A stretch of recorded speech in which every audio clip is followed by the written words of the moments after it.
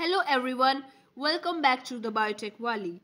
In this video, we are going to focus on ion exchange chromatography. Ion exchange chromatography एक laboratory technique है जो कि use की जाती है किसी भी मिक्सचर से कंपोनेंट्स को सेपरेट करने के लिए। उनके नेट चार्ज के बेसिस पे जो भी मिक्सचर हमें सेपरेट करना है, उस मिक्सचर में जो कंपोनेंट्स हैं उनके ऊपर कैसा चार्ज है, उसके बेसिस पे हम कंपोनेंट्स को सेपरेट करते हैं।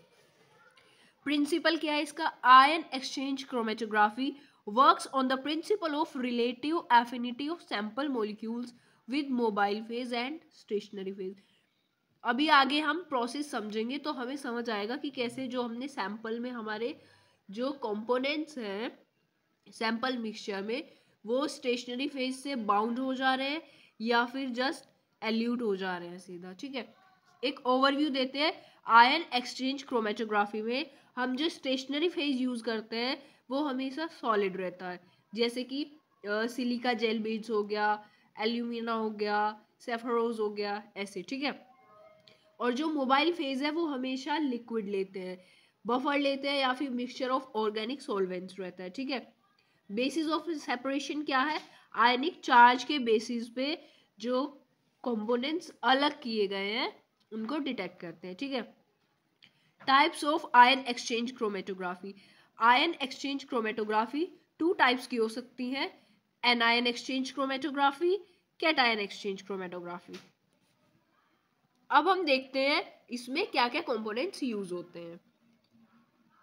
इसमें pump, injector, column, stationary phase, mobile phase, analyte, detector, ये सब आयन एक्सचेंज क्रोमेटोग्राफी के कंपोनेंट्स हैं। ये है मोबाइल फेज, ठीक, जिसमें कि बेसिकली बफर सॉल्यूशन रहता है। ये पंप के थ्रू जाएगा कॉलम में और डायरेक्टली हम इंजेक्ट भी कर सकते हैं सैंपल को स्टेशनरी फेज में। ठीक है, और कॉलम के बाद जो भी हमारा रिजल्ट आया डिटेक्ट करेगा डिटेक्टर, और डाटा एनालाइजर हमको यहाँ पे ग्राफ शो करेगा जिससे हम जो भी मॉलिक्यूल है उसके बारे में पढ़ेंगे। ठीक है, अब process of ion exchange chromatography समझते हैं। सबसे पहले हमको क्या करना है? Preparation of ion exchanger. Ion exchanger की सबसे पहले हमको प्रिपरेशन करनी है।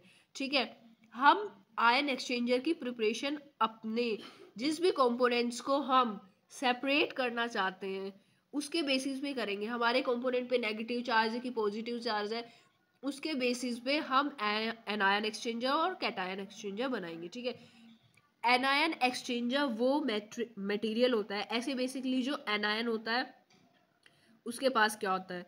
नेगेटिव चार्ज होता है और कैटायन के पास पॉजिटिव चार्ज होता है। बट आपको यहाँ लग रहा होगा कि अपोजिट लिखा है, नहीं, जो एनायन एक्सचेंजर है वो नेगेटिव चार्ज को एक्सचेंज करेगा और जो कैटायन एक्सचेंजर है वो पॉजिटिव चार्ज को एक्सचेंज करेगा। हमारे पास जो जैसे कि हमने सिलिका जेल बीड लिया है ना, उसके ऊपर जो चार्ज है वो है, जैसे कि उसके ऊपर पॉजिटिव चार्ज है, बट हमने नेगेटिव फंक्शनल ग्रुप उस पर अटैच कर दिया, तो वो हमारा क्या बन गया? Cation exchanger. ऐसे तो वो पॉजिटिव है बट हमने नेगेटिवली फंक्शनल ग्रुप उस पर अटैच किया है, दैट्स वाई वो नेगेटिवली चार्ज है। और जब हम अपना सैंपल डालते हैं तो वो उसी नेगेटिव चार्ज को रिप्लेस करता है। ऐसे तो नेगेटिव चार्ज को रिपेल करना चाहिए, पर नहीं, उसके ऊपर जो फंक्शनल ग्रुप का नेगेटिव चार्ज है उसको रिप्लेस करता है। तो यानी बेसिकली हम दिखाते तो ऐसे ही कि कैटायन एक्सचेंजर है वो पॉजिटिव चार्ज है और ऊपर से जो आ रहा है सैंपल से नेगेटिव चार्ज, वो दोनों अट्रैक्ट कर रहे हैं बट उसी के नेगेटिव को रिप्लेस कर रहे हैं। ठीक है, सेकंड हमारा स्टेप होता है packing of column with ion exchanger. सबसे पहले हमने आयन एक्सचेंजर को प्रिपेयर किया, उसके बाद जो हमारा कॉलम है उसमें हम जो कॉलम है उसमें अपनी रिक्वायरमेंट के अकॉर्डिंग हम या तो एनायन एक्सचेंजर से पैक करेंगे या फिर कैटायन एक्सचेंजर से पैक करेंगे।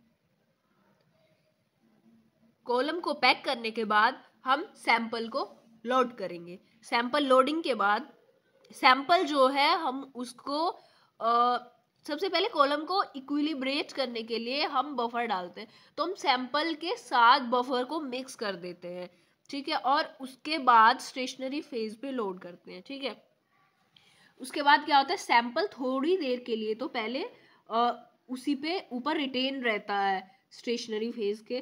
तुरंत अगर मतलब एकदम अगर सैंपल नीचे निकल जाएगा तो उसके बीच में जो बाइंडिंग है स्टेशनरी फेज के साथ हो ही नहीं पाएगी। धीरे धीरे ग्रेविटेशनल फोर्स जब वर्क करती है तो सैंपल पुल डाउन होता है नीचे की ओर। ठीक है, उसके बाद होता है binding of molecule to stationary phase. जो हमने सैंपल डाला है उसकी जो मॉलिक्यूल्स है वो स्टेशनरी फेज से बाइंड करेंगे बेस्ड ऑन देयर चार्ज, उनके पास कैसा चार्ज है उसी के अकॉर्डिंग। ठीक है, फॉर एग्जांपल एनायन एक्सचेंजर है तो वो अट्रैक्ट करेगा नेगेटिव चार्जेस को, और कैटायन एक्सचेंजर है वो क्या एक्सचेंज कर रहा है, पॉजिटिव चार्ज को। देखा नेगेटिवली चार्ज यहीं पे ट्रैप हो गए हैं एनायन एक्सचेंजर में, और कैटायन एक्सचेंजर में पॉजिटिव चार्ज ट्रैप हो गए हैं। उसके बाद वॉशिंग ऑफ कॉलम। देखो जो चार्ज ट्रैप हो गए हैं, मतलब जो चार्ज रिपेल कर रहे थे वो तो तुरंत तुरंत निकल गए हैं पॉजिटिव चार्ज एनायन एक्सचेंजर से, और नेगेटिव बचा है ना। अब जो नेगेटिव चार्ज ट्रैप हुए हैं उनको निकालने के लिए, उनको कलेक्ट करने के लिए हम एक वॉशिंग बफर यूज करेंगे, और बफर के साथ जो भी हमारा बायोमोलिक्यूल है वो वॉश आउट हो जाएगा, और उसको हम नीचे सैंपल कलेक्शन टैंक में कलेक्ट कर लेंगे। उसके बाद जो सैंपल हमने कलेक्ट किया है उसको हम एनालाइज करेंगे। एनालाइज किया जाता है, अलग अलग मेथड्स होते हैं एनालाइज करने के लिए भी। ठीक है, उसके बाद हम रीजनरेशन ऑफ कॉलम कर देंगे, कॉलम की वॉशिंग एंड ऑल कर देंगे, सारी इम्प्योरिटीज को हटा देंगे ताकि फिर से आगे प्रोसेस यूज किया जाए, और फिर प्रोसेस रिपीट करते हैं अलग अलग सैंपल्स के रीलोडिंग एंड ऑल। ठीक है, एप्लीकेशंस आपने ऊपर देखा है कि proteins, enzymes, nucleic acids, carbohydrates, इन सब के प्योरिफिकेशन के लिए भी यूज कर लेते हैं। डीमिनरलाइजेशन ऑफ वाटर या फिर डी आयनाइजेशन ऑफ वाटर के लिए यूज कर लेते हैं, वाटर की सॉफ्टनिंग के लिए यूज कर लेते हैं, है ना। ये सब इसकी एप्लीकेशंस है, और इसकी एक लिमिटेशन है जो आपने यहाँ देखी होगी कि it is only helpful if there is difference on net charge of molecule. जो हम मॉलिक्यूल्स मिक्सचर में हैं हमारे सैंपल मिक्सचर में, अगर उनके चार्ज में डिफरेंस है तो ही हम सेपरेट कर पाएंगे, अदरवाइज हम सेपरेट नहीं कर पाएंगे।